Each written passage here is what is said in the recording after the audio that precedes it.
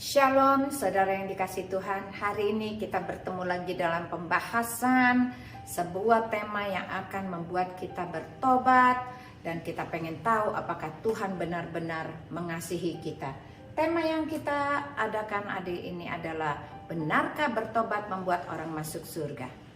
Apakah engkau yakin bahwa engkau masuk surga? Mari sebelum kita membahasnya, saya ajak kita untuk kita berdoa terlebih dahulu. Bapa dalam surga, terima kasih untuk firman-Mu yang akan memberikan penerangan, pencerahan dalam hati kami, supaya kami diberi pengertian bahwa kehidupan kami benar-benar haruslah berada di dalam tangan-Mu. Tuhan, kami serahkan seluruhnya dari awal pertengahan sampai akhir ke dalam tangan-Mu. Biarlah hikmat Tuhan yang hadir di tempat kami diberikan pengertian buat kami semua.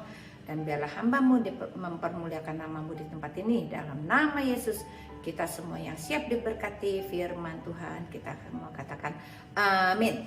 Puji Tuhan. Saudara yang dikasih Tuhan, benarkah orang yang bertobat bisa masuk surga? Masalahnya, kita seringkali tidak tahu kalau kita melakukan kesalahan. Kita seringkali merasa diri kita benar, bahkan orang lain yang salah. Kita tidak pernah salah. Kita selalu menganggap, saya sudah jadi orang Kristen, saya sudah terima Yesus, saya sudah dibaptis, KTP saya juga Kristen, saya ke gereja tiap hari Minggu. Tetapi pertanyaannya, buah apakah yang sudah engkau berikan bagi Tuhan? Kalau kita berpikir bahwa Tuhan itu adalah sebuah pohon, dia adalah pohon anggur, dan kita adalah carang-carangnya. Kalau kita itu carang, Tuhan Yesus adalah pohon yang berbuah, itu bukan pohon, tapi carangnya. Dan carang-carang itu harus berbuah lebat. Buah apa yang kau hasilkan? Buah maniskah? Buah asamkah? Buah kecut? Atau buah pahit? Itulah kehidupan orang Kristen. Pada saat dia menerima Yesus sebagai Tuhan Juru Selamat, buah apa yang dihasilkan bagi keluarganya? Apakah keluarganya merasakan manisnya engkau? Ipar-iparmu merasakan manisnya engkau? Merasakan engkau begitu manis perkataanmu, anak-anakmu, mertuamu, besanmu, bahkan ipar-iparmu semua menyenangkan engkau, suka sama engkau. Baik, supaya kita mengerti lebih lanjut, kita mau bahas ayat ini. Mari. Ulangan 30 ayat 2 dan 3 kata begini. Dan apabila engkau berbalik kepada Tuhan Allahmu dan mendengarkan suaranya sesuai dengan segala yang telah kuperintahkan kepadamu pada hari ini, baik engkau maupun anak-anakmu, dengan segenap hatimu, dengan segenap jiwamu, maka Tuhan Allahmu akan memulihkan keadaanmu dan akan menyayangi engkau. Dia akan mengumpulkan engkau kembali dari segala bangsa kemana Tuhan Allah telah menyerahkan engkau. Tuhan berjanji, jikalau kita berbalik kepada Dia, maka kalau kita mengasihi Dia dengan segenap hati, segenap jiwa, maka Tuhan akan memulihkan keadaanmu dan keadaanku. Dan kita akan bersama-sama dengan Tuhan, hidup kita diberkati. Dengan cara apa? Kita harus bisa bertobat. Mari kita belajar lagi hal yang pertama yang harus kita lakukan. Apa yang menjadi firman Tuhan hari ini? Tuhan akan menyunat hati. Ini akan terjadi bahwa orang yang bertobat, Tuhan sunat hatinya. Hatinya yang bukan lagi hati yang lama, tapi hati yang baru. Mari kita baca ayatnya. Ulangan 30 ayat 6 berkata begini. Dan Tuhan Allahmu akan menyunat hatimu dan hati keturunanmu, sehingga engkau mengasihi Tuhan Allahmu dengan segenap hatimu, dengan segenap jiwamu, dan supaya engkau hidup. Ini firman Tuhan berkata, supaya engkau hidup. Kita harus mengasihi Tuhan dengan segenap hati, dengan segenap jiwa. Berarti kalau kita tidak mengasihi Tuhan dengan segenap hati, segenap jiwa, apa yang akan terjadi? Kita pasti mati. Mati apa? Mati rohani. Karena dengan mengasihi Tuhan dengan segenap, baru kita itu hidup. Karena Tuhan menyunat hati kita dan hati keturunan kita diberikan hati yang baru. Berarti hati yang baru yang bersama dengan Tuhan, baru kita bisa mengasihi Dia dengan segenap hati, segenap jiwa, dengan segenap akal budi dan dengan segenap kekuatan. Kita baca lagi ayat selanjutnya. Lukas 15 ayat 10 berkata begini, aku berkata kepadamu, demikian juga akan ada sukacita pada malaikat-malaikat Allah karena satu orang berdosa yang bertobat. Kalau kita bertobat, malaikat di surga bertepuk tangan. Karena banyak orang Kristen nggak pernah bertobat. Dia terima Yesus, tapi Yesus tidak pernah ada di hatinya. Kenapa? Karena kehidupan yang jalani adalah kehidupan atas dirinya sendiri. Dia tidak pernah merasakan Tuhan. Bahkan dia merasa Tuhan jauh, ada di langit sana, dia ada di bumi. Orang-orang yang seperti ini tidak mengerti bahwa mengasihi Tuhan dengan segenap hati, segenap jiwa, supaya kita hidup, Tuhan akan menyunat hati kita, diberikan hati yang baru, hati yang bisa mengasihi Tuhan.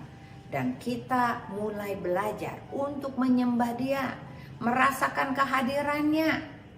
Karena Tuhan berkata begini, aku berdiri di depan pintu dan mengetuk. Barang siapa yang membukakan pintu, maka aku akan masuk, duduk makan bersama dengan dia pagi, siang, dan malam. Apakah engkau sudah menyapa Tuhan pagi hari, siang hari, dan malam hari?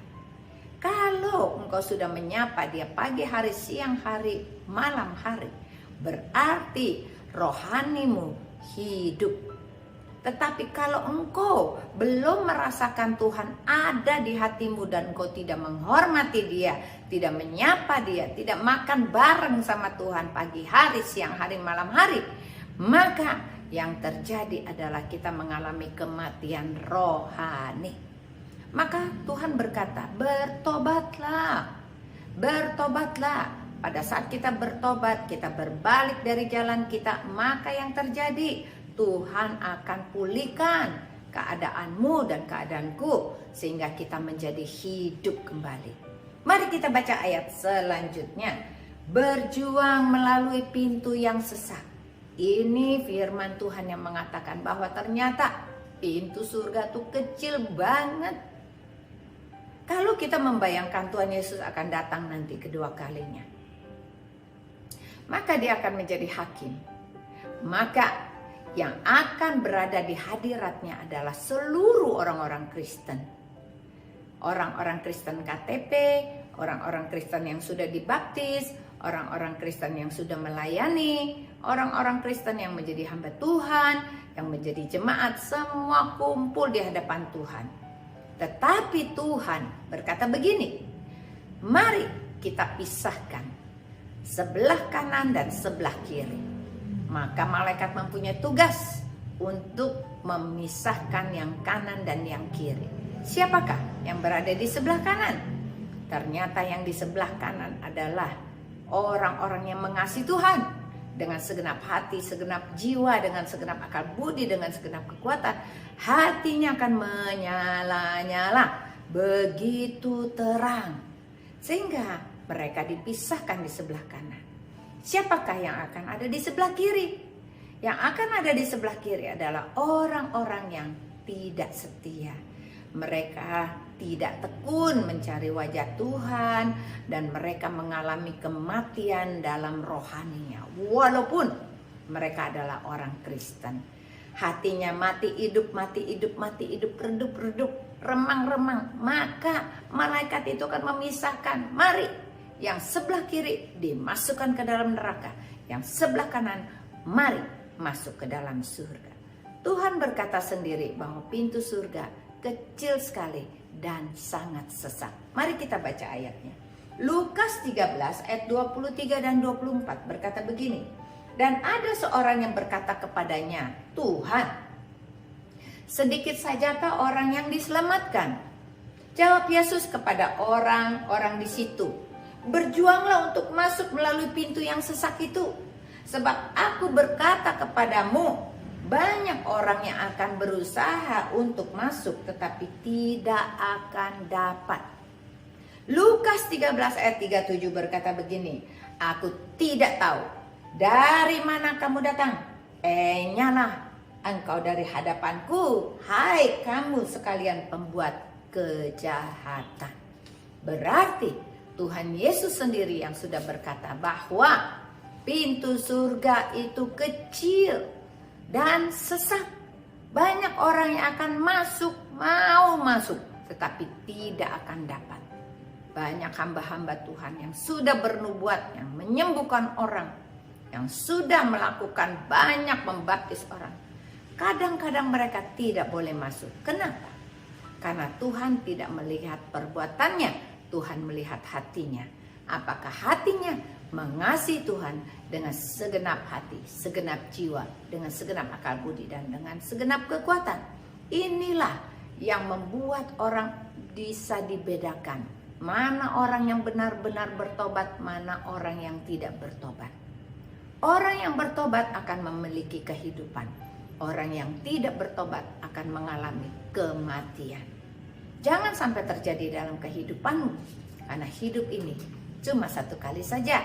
Kesempatan kita hanya satu kali saja.